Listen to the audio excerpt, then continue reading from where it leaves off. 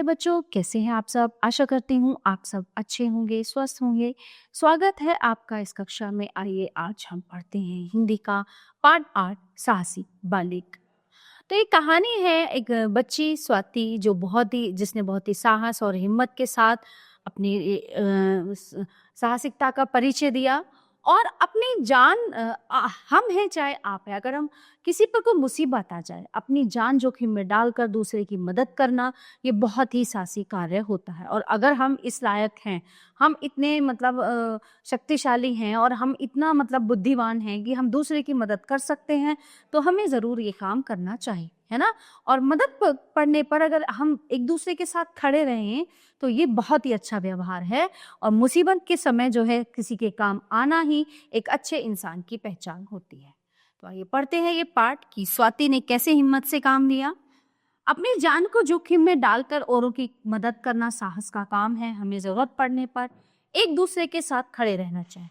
मुसीबत के समय स्वाति की तरह हिम्मत और सूझबूझ से काम लेना चाहिए।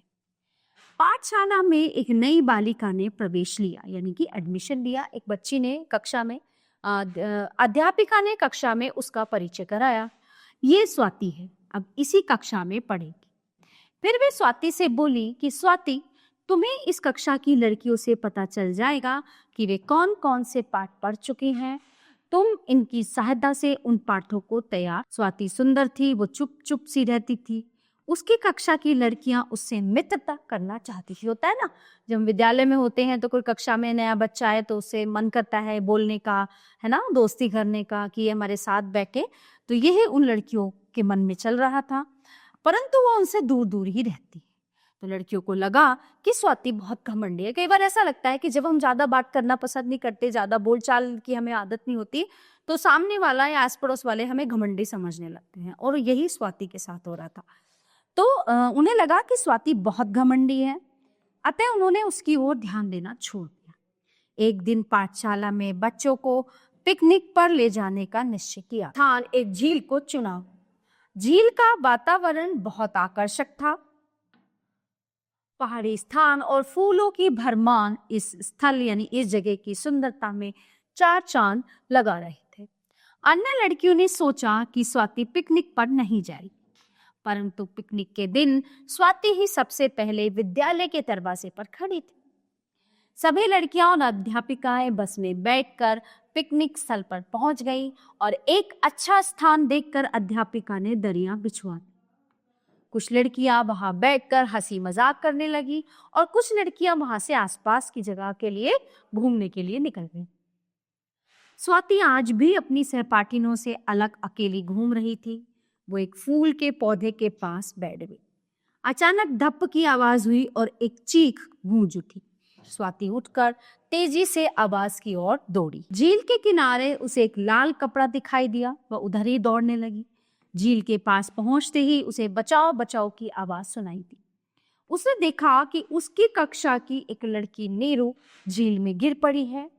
तो झील में उस स्थान पर पानी कम और कीचड़ अधिक था।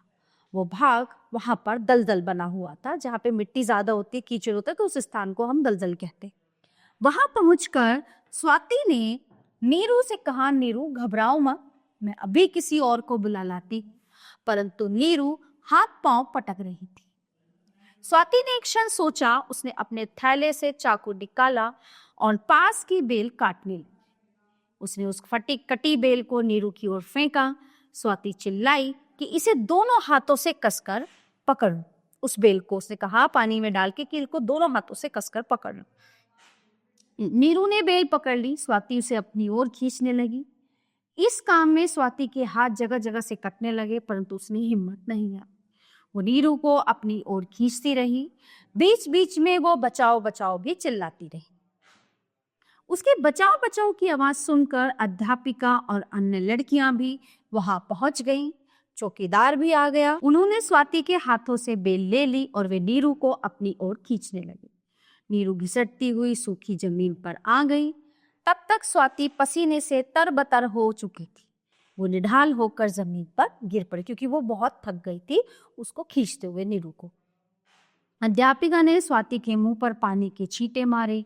तब वह होश में आई। सभी लड़कियां और अध्यापिका स्वाति को प्रशंसा की दृष्टि से, प्रशंसा यानी कि उसकी तारीफ की, उसकी बड़ाई की दृष्टि से उसको देख रही थी।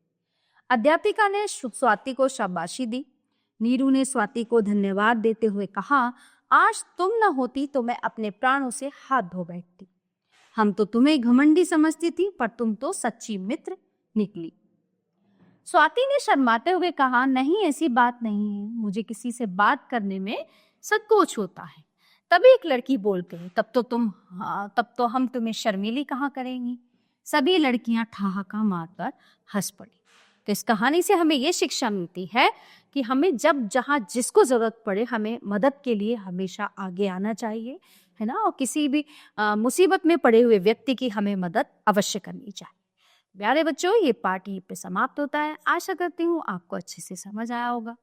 मिलते हैं अगली कक्षा में। धन्यवाद।